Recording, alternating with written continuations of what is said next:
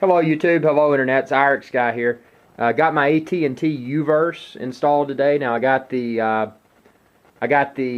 internet, the home phone, and the television, and I'm extremely impressed. For starters, I want to walk in here to my data room closet.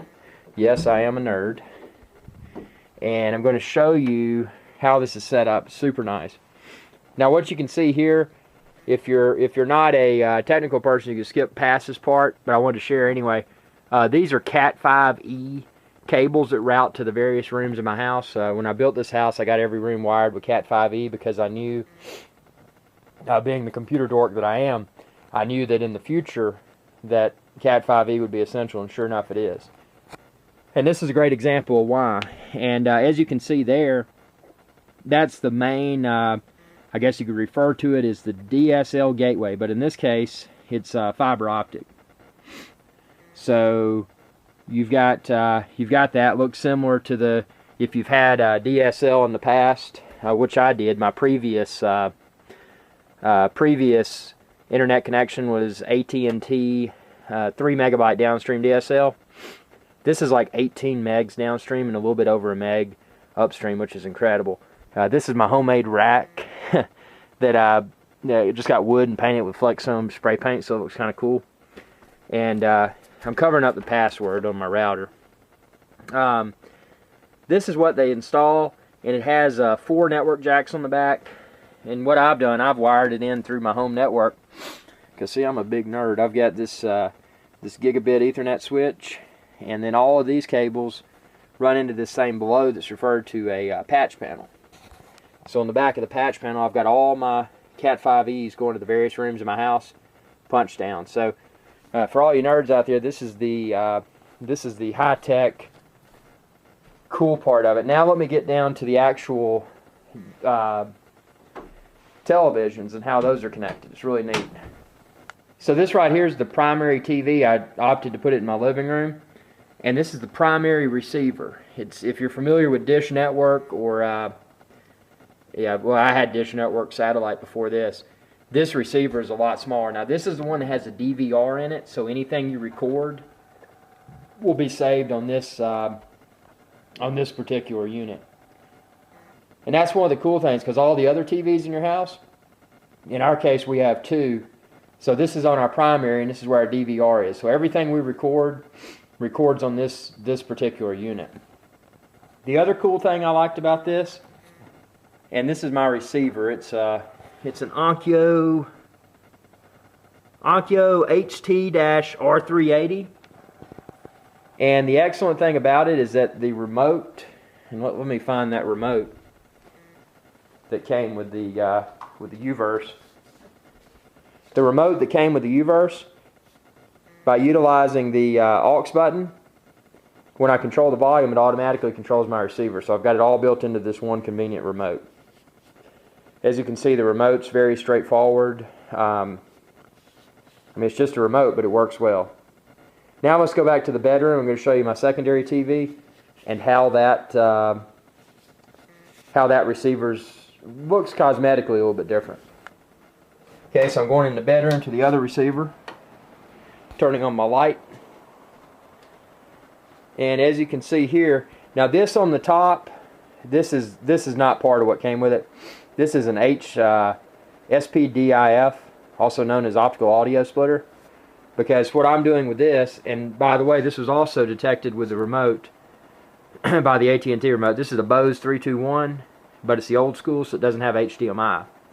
So what I'm actually doing is running optical audio from the receiver into the Uverse. This right here is the Uverse receiver. This one does not have the DVR, but it feeds off of the DVR in our primary room, so it's really neat. So if you look at the back, and just to give you an idea of how capable these things are, what I did, I've got my Cat5. You can see, let me get over here and I'll show you. You can see my Cat5 cable right there. So that's going into the network. The other one, of course, is connected to the network by way of Cat5 as well. That's my optical audio, also known as SPDIF. That is an HDMI. Now, HDMI carries both, HDMI is high definition multimedia interface. It can carry both audio and video, but in this scenario, since I'm using it with an old Bose receiver that only has optical audio, I'm actually sending the audio over this audio cable, and then the HDMI is sending video only to the TV. So that's pretty neat. And then you just got a little power thing. The size of this, the form factor, I mean, I'll give you an idea. There's my hand right there. So, I mean, basically, a little bit bigger than one of my hands. So this is a tiny unit. Doesn't take up nearly as much space as my old Dish Network did. So, what do I think about this? Well, the interface is nice. I like how I can go to their website. I can go to my iPad, iPhone, you know, whatever method I want to use, or just the remote itself, to schedule or change my recordings. Very straightforward interface. After using Dish, where I had to deal with conflicts and all that, I found that the conflict resolution built into the recording of shows with this is superb. Takes a lot of the guesswork out of it. If you're like me, even if you are a technically minded person, the last thing you want to have to do is troubleshoot your TV to sit down and relax at night. So this serves that purpose well. Now, other opinions that I have, and the main reason I switched to this, that I got the UVerse, is that I got a bundle deal.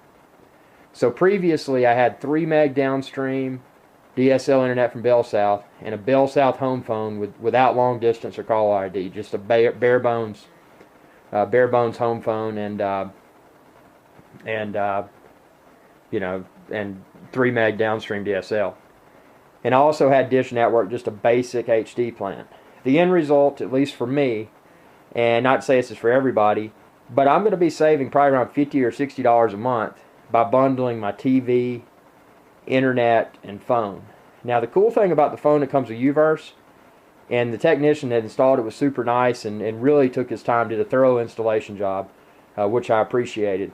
But I can plug an analog phone into any of my existing analog phone jacks in my house, and it functions the same. Now, the advantage to having a UVerse phone is that I actually have long distance caller ID and all that. And one of the cool features that's built into the, and this is any TV you got connected to it, anytime a phone call comes in, and I've activated it on both my receivers, it'll pop the caller ID number on your TV, which is really neat. Nothing fancy, nothing that competitors haven't done before, but it's really nice. And I think it stores a history of maybe 50 calls or so. So the TV portion I'm super satisfied with, and I like how I can use that one central DVR and watch it from either of my TVs. Now, if I wanted to add more TVs, it's just a matter of paying a little bit more per month, and they'll send you another receiver like this, which will feed off of your primary DVR. This one, like I said, it doesn't have a DVR; it's just receiver, but pulls its playbacks from the primary DVR, from the primary receiver that has a DVR built in. So, I like that a lot. I mean, there's nothing I can say that's negative about it right now.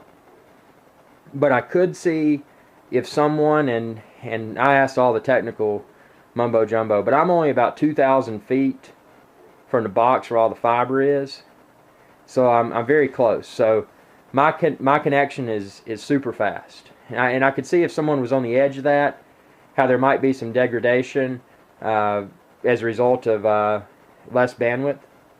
But mine's super fast. The internet, one thing I wanted to comment about that is that I've run a bandwidth test. I am truly pulling around 18 meg downstream and a little bit over 1 meg upstream. Now, when I had my 3 meg DSL, one of the problems I had with it is that that if I had an upload going, it would bring not only that computer but all other devices on my network: iPad, Android, iPhone, laptop. I've got a lot of toys, video game system. It would bring everything else to a crawl if I had just a single upload going. Now I can run concurrent uploads without hogging my home network, and this is all while the TVs are going, and even have 3 shows recording in high definition to the DVR concurrently. So I mean, the performance of this so far is incredible. and it does seem to be a somewhat fresh technology. I actually didn't even know that it was available in my area until I was troubleshooting my 3 meg DSL issue, and I wanted to see if I could get upgraded to 6 meg, and then I found out this was available, and it was a no-brainer. So if you're on the fence about this, I know there's some mixed reviews out there.